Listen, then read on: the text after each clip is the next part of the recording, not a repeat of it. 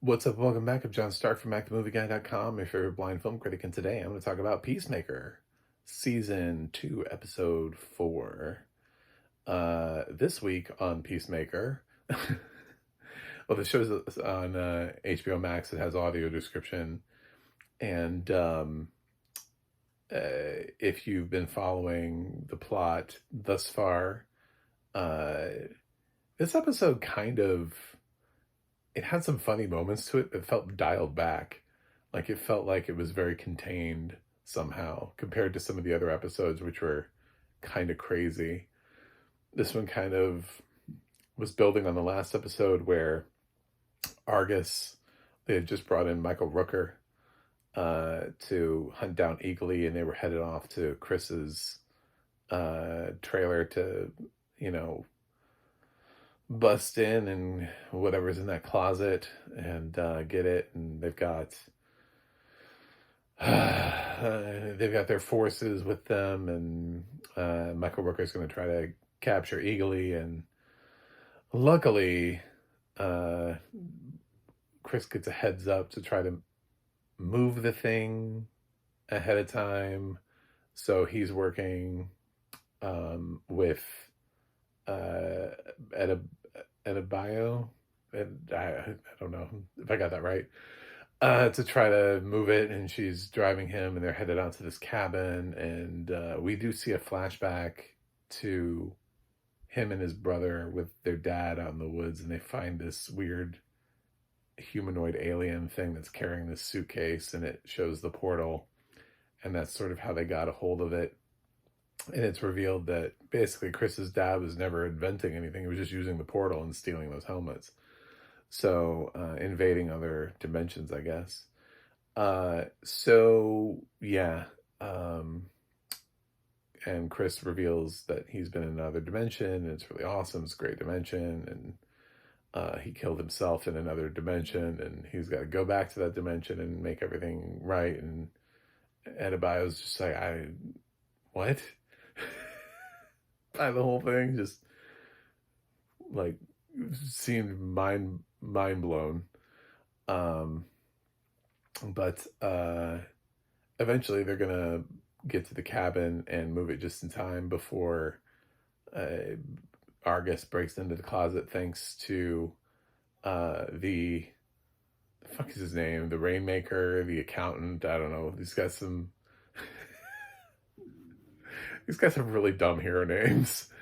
Uh, and he's, I know I should know his name because he's been in the series the whole time, but I can never remember this guy's name because it's so functionally boring. Um, Trying to undo the lock, but he already let Chris know about the lock, and he just keeps finding excuses to do his job as long as it possibly takes to give Chris enough time to move the portal.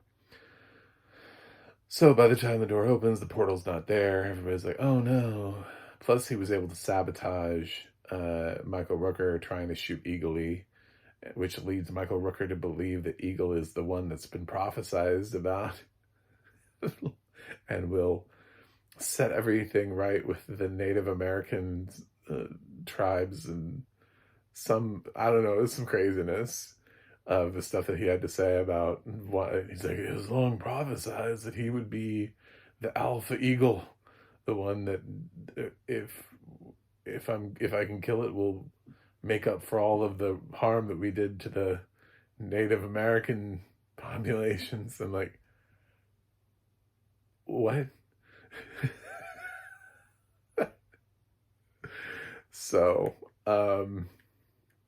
we still have Tim Meadows hanging around, and still some funny conversations with him having to do with, like winking and uh, all that kind of stuff. So I don't know. This episode was fine. It kind of did feel like, since the last episode had a lot in it, that this episode was kind of dialed back. We do see Hardcore. She's offered an opportunity by Rick Flag Sr. to maybe get an opportunity to come back into the fold if she's willing to give up Chris. So she has to get Chris's location and give it up, which ends up happening because Chris ends up texting her thinking Harcourt's still on team Peacemaker. And unfortunately, that's not the case. She'd rather have her job back, so she gives up Peacemaker's location to Rick Flag Sr. So we'll see what happens in the next episode of Peacemaker. Who's,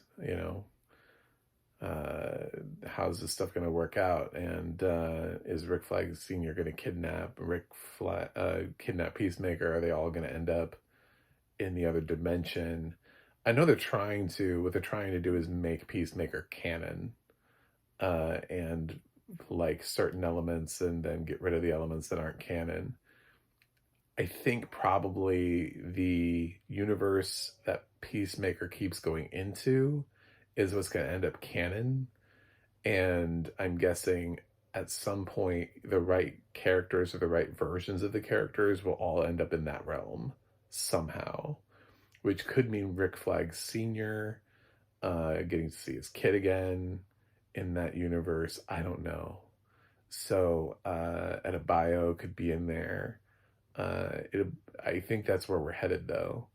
So is with sort of an alignment because despite the fact that he runs DC and also created Peacemaker, James Gunn is acknowledging that his own creation is not part of the DCU that he's envisioned, which makes absolutely no sense. But whatever. So sure.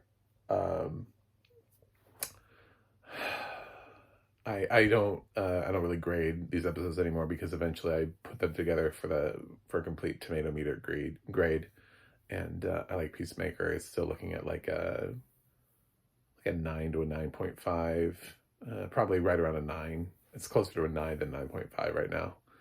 It's hovering around a 9. Is what I would say. So we'll see, but that's it for this week. Anyway.